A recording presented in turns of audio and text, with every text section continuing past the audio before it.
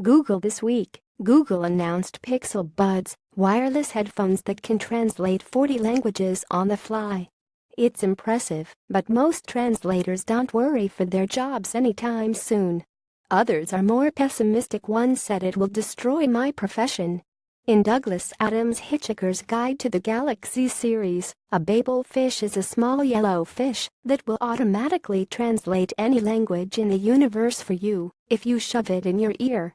In the real world, and of course, that's the job of interpreters and translators, tasked with the job of translating everything from corporate documents to geopolitical summits, helping out hapless tourists and the linguistically challenged around the world. But on Wednesday, Adam's fantastical idea took a step closer to reality when Google announced the Pixel Buds, a pair of wireless headphones that have Google Translate software built in, capable of translating 40 different languages as they're spoken to you.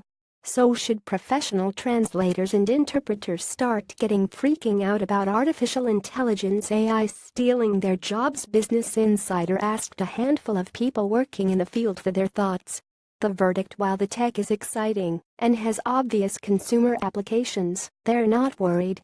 Translation software recognizes words, but not meaning. The babelfish is small, yellow and leech-like, and probably the oddest thing in the universe.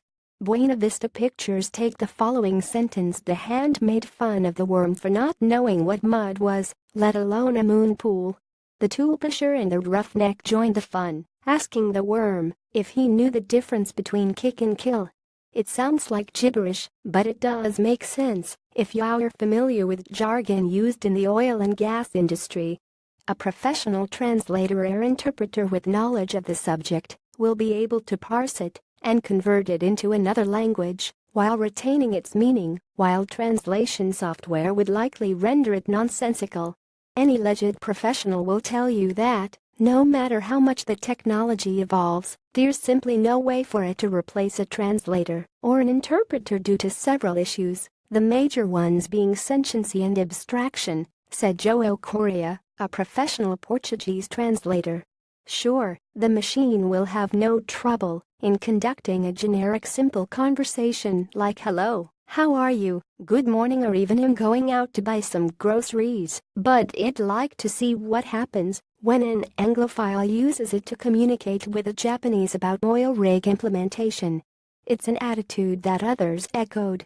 Well, I think they will be useful for tourists, but when it comes either to technical stuff, and I'm not talking about aeronautical engineering or something of the sort, but about just a plain cooking recipe, for example, or to aesthetics, a play, for example, AI still has a long way to go before it produces decent results, Van Oort said.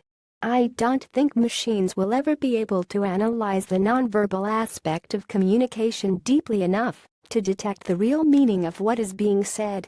Others think the machines will steal their jobs. Eventually, interpreters, they're really helpful. Epsilon Getty Images' fears about machines stealing jobs are widespread, as technology and AI mean that everything from human truck driving to legal clerk work is at risk of being made obsolete. Professional services firm PwC estimates that as much as 38% of American jobs are at risk of automation by the 2030s. And not everyone in the translation interpretation industry is blasé about the potential risk to their livelihood.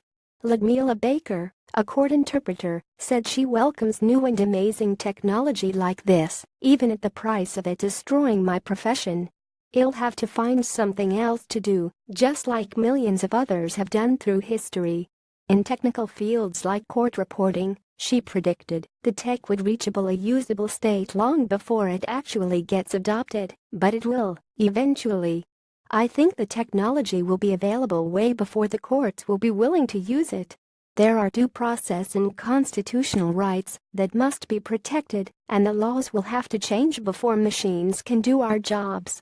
As complex as human language is, and keeping in mind all the variables that affect interpretation, code switching, slang, etc., I still believe this technology will be good enough to replace us, and, eventually, better. She added, how long, not so easy to tell. Technology and science don't progress in a linear way, but rather exponentially. The pace keeps getting faster. Others took a more optimistic view of the tech, quoting DS Interpretation founder Bill Wood, "Interpreters will never be replaced by technology, they will be replaced by interpreters who use technology."